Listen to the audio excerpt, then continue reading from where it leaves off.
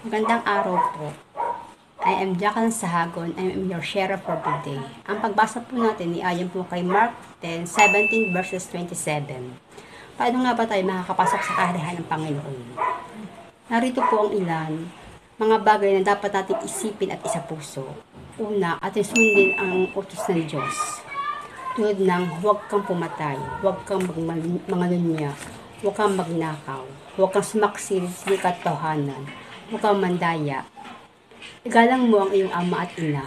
Ang mga ito, isa sa mga paraan upang makamit natin ang kalwahatian at kaharian ng Diyos.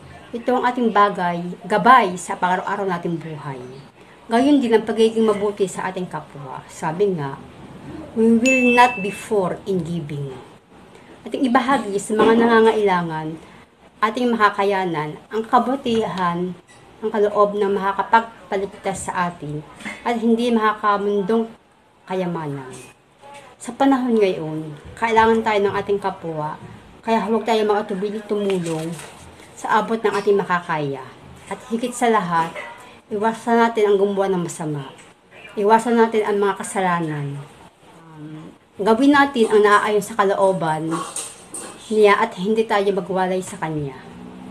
God is our good Father who loves us always.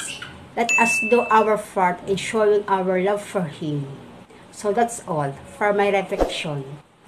Don't forget to subscribe our YouTube channel, www.faithbook.ph. Thanks everyone.